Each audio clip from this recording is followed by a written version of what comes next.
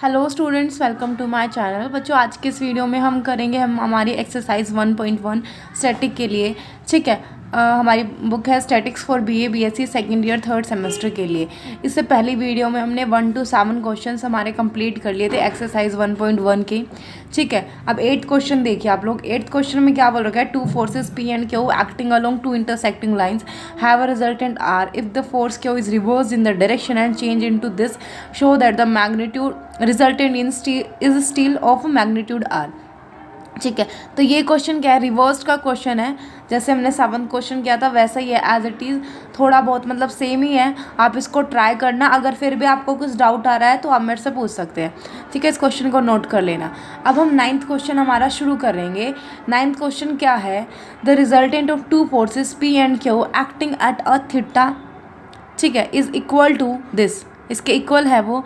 And when they act at angle 90 minus theta, जब वो 90 minus theta पे act कर रहे हैं तो रिजल्टेंट ये है।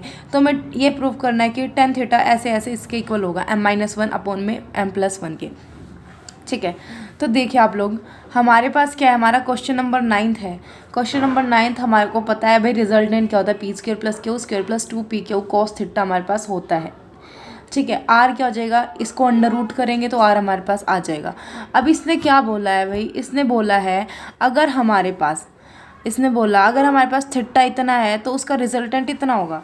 तो थीटा ले रखे चल रहे हैं हम नॉर्मली, तो रिजल्टेंट हमने लिख दिया 2m+1 under root P square plus Q square, जो हमें गिवन है।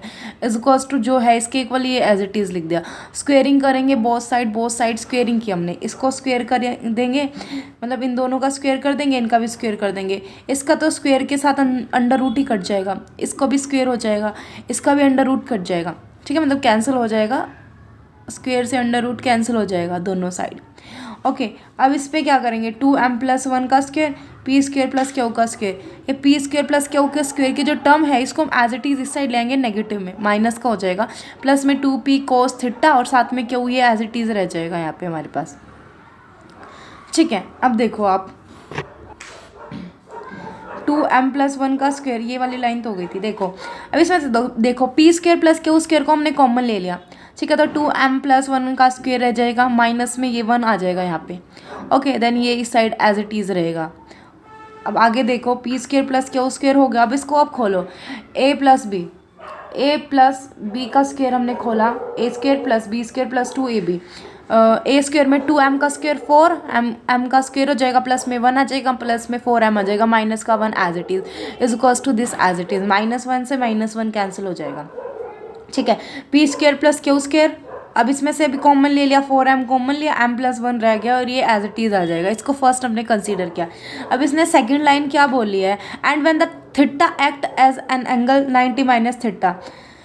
अब शुरू में हम इसको थीटा लेके चले, देखो यहाँ पे हमने इसको थीटा लेके चला। अगर हम अब 90 माइनस थीटा लेके चलेंगे तो रिजल्टेंट को क्या रखेंगे? रिजल्टेंट को हम रख देंगे 2m-1 P square plus Q square. आपने रख दिया, ये इसके इक्वल में आपने रख दिया इसको। ठीक है, रिजल्टेंट की जगह हमको क्या रखना है भाई?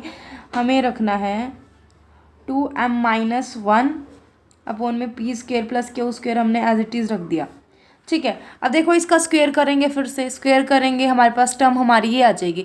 फिर इसको हमने इसको स्क्वेयर किया, एज इट इज़ जैसे इसको सोल्व किया था ऐसे ही आप इसको सोल्व करोगे। मतलब कॉमन लेके आओगे, इस साइड जो कॉमन आ रहा है उसको कॉमन निकाल दोगे। उसके बाद में क्या करोगे आप लोग? इसका स्क्वेयर सोल्व करोगे, स्क्वेयर प्लस बी स्क्वेयर का कैंसिल आउट होके हमारे पास हमारी लास्ट में ये वाली टर्म बच जाएगी। ठीक है, तो हमारी इक्वेशन फर्स्ट मिली और इक्वेशन सेकंड मिली। इक्वेशन फर्स्ट जब हमारा एंगल थीटा था, इक्वेशन सेकंड जब हमारा एंगल 90 माइनस थीटा बन गया। इक्वेशन फर्स्ट और सेकंड को डिवाइड कर देंगे, हमने इन सबको डिवाइड किया। ठीक है, क्या आ रहा था यहाँ पे? डिवाइड किया 2p cos थीटा क्यू, ये रहा। ठीक है, इसमें भी हमारे पास ये आ रहा है 2pq साइन थीटा आ जाएगा। मतलब ये सेकंड यहाँ पे, फर्स्ट यहाँ पे हमें tan थीटा चाहिए तो हम साइन थीटा अपॉन में कोस थीटा लेके चलेंगे। ठीक है, और यहाँ पे जो साइड में टर्म थी वो एज इट इज़ रख दी। इससे ये कैंसिल हो जाएगा, साइन थीटा अपॉन में कोस थीटा tan थीटा बन जाएगा। ठीक है, 4m से 4m cancel, P square plus Q square से p plus Q square cancel, m-1 upon में m+1। जो हमें प्रूफ करना था वो हमने प्रूफ कर दिया है। ठीक है, अब हम हमारा नेक्स्ट क्वेश्चन करते हैं। क्वेश्चन नंबर 10 देखिए आप लोग। देखो, the resultant of two forces P and Q acting along the lines OA and OB respectively। ठीक है, is at right angle to O A and the resultant of forces P dash and Q dash acting respectively along the same straight line is at right angle to O B, show that, हमें ये proof करना है। Okay, then देखिए आप लोग,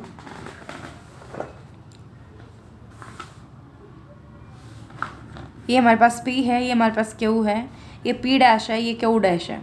okay, ये A हमने point suppose कर रखा है, ये पॉइंट हमने B सपोज कर रखा है। हमें प्रूव करना है कि P dash is equals to Q dash के इक्वल है। ठीक है, अब इसने एंगल्स की भी बात कर रखी है, तो वो एंगल भी हम देख लेते हैं। इसने बोला the resultant of two forces P and Q acting along the lines OA and OB respectively. ठीक है, OA एंड OB रिस्पेक्टिवली, इसको हमने OA सपोज किया, इसको हमने OB सपोज किया। ठीक है, इसको रिस्पेक्टिवली क्या कर रहे हैं, इसके एक्ट कर रहे हैं at the right angle to OA। क्या बना रहे हैं, इसके साथ राइट एंगल बना रहे OA के साथ। हमने लिख दिया भाई राइट एंगल बना रहे OA के साथ, जो रिजल्टेंट है उसका। And the resultant of forces P dash and Q dash acting respectively along the same straight line at the right angle to OB। OB के साथ भी ऐसे ही राइट एंगल बना रहे हैं। ठीक है, जो P डैश और Q डैश हमारे पास फोर्स था। ठीक है, तो हमें ये वाला शो करना है। अब देखिए आप लोग, let alpha be the angle between P and Q represented by OA and OB।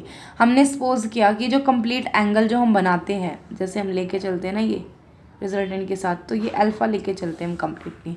ठीक है, तो इसने बोला कि सपोज ये कम्प्लीटली कितना है, अल्फा इसने ले रखा है। ठीक है, P एंड Q जो रिप्रेजेंट कर रहा है by the OA and OB के।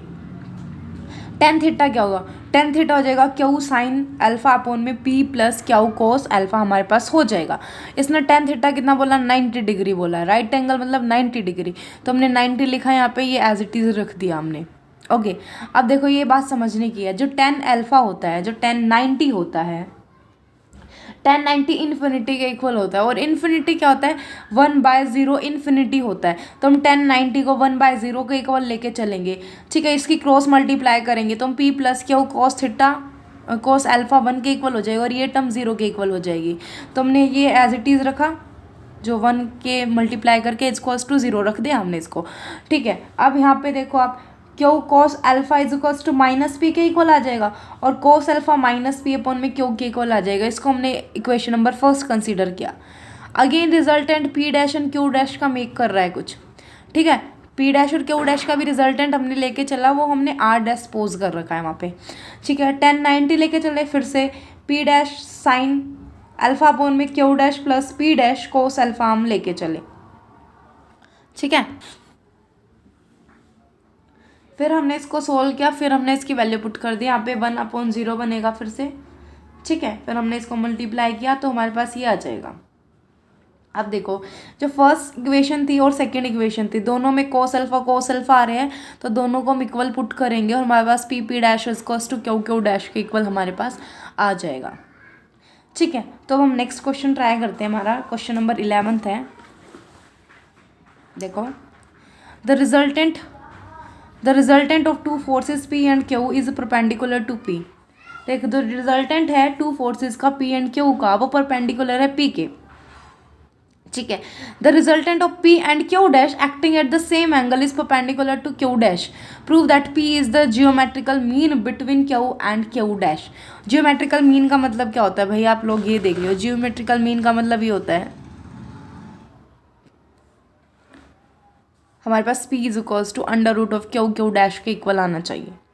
ठीक है, मतलब किसके, under root of Q dash, जो Q है उसके ही Q डैश के इक्वल आना चाहिए। ठीक है,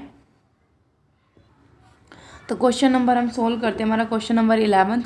और सबसे पहले आप लोग स्टेटमेंट समझ के उसका डायग्राम बनाने की कोशिश करना, क्योंकि डायग्राम बनते हैं तो हमें क्वेश्चन अच्छे से क्लियर हो जाता है। ठीक है, तो हम देखो डायग्राम करते हैं साथ साथ, स्टेटमेंट के साथ साथ। देखो, जो रिजल्टेंट है टू फोर्सेस का P एंड Q का, वो परपेंडिकुलर है किसके, P के परपेंडिकुलर है वो। ठीक है, इसने बोला statement question number 11, the resultant of two forces, the resultant of two forces P and Q have a resultant R। देखो, जो P एंड Q है उसका रिजल्टेंट R लेके चल रखे हम। ठीक है, वो परपेंडिकुलर है P के परपेंडिकुलर लेके हमने उसको चल रखा है। ठीक है, मतलब जो ये रिजल्टेंट है ये P के परपेंडिकुलर हमने लेके रख रखा है। The resultant of P and Q dash acting at the same angle, P and Q dash फिर एक्ट कर रहे हैं सेम एंगल के ऊपर, ठीक है। Same angle to Q dash prove करना है हमें P is the geometrical mean है between Q and Q dash का, मतलब पी हमें प्रूव करना है under root of Q Q dash की, ये हमारा प्रूफ है, ठीक है। तो हम क्वेश्चन नंबर स्टार्ट करते हैं। Question number 11th, tan theta is equals to Q sine alpha upon में P plus Q cos alpha, ये हमारे पास फॉर्मूला होता है जो कि आपको याद रखना है, ठीक है। हमने लिया इसको 90 डिग्री हमारा एंगल जा रहा है बिकॉज राइट एंगल है, तो थीटा की जगह 90 पुट किया, क्वेश्चन को हमने एज इट इज रख लिया। हमें पता है 1090 किसके इक्वल होता है, इन्फिनिटी की, और इन्फिनिटी क्या होता है 1/0, तो अगेन पुट किया, ये इसके इक्वल आ जाएगा, इक्वल्स टू 0, कोस अल्फा की वैल्यू हमने निकाल दी। Question number first, again resultant of P and Q makes right angle at Q, ठीक है। तो 1090 हम क्या लेके चले, पी कोस अल्फा अपॉन में Q dash plus P cos alpha is cos to 1/0, 1090 की जगह 1/0 लेके चले, फिर अगेन इक्वल टू, फिर इसको 1/0 के इक्वल पुट करा, फिर कोस अल्फा की वैल्यू आई, दोनों वैल्यू को कंपेयर करेंगे, फिर हमारे पास हमारा आ जाएगा geometrical mean is cos to square root of a product, okay. मतलब P square is cos to Q Q dash के इक्वल आया, तो हमने P is cos to Q Q dash के इक्वल प्रूफ कर दिया अंडर रूट में।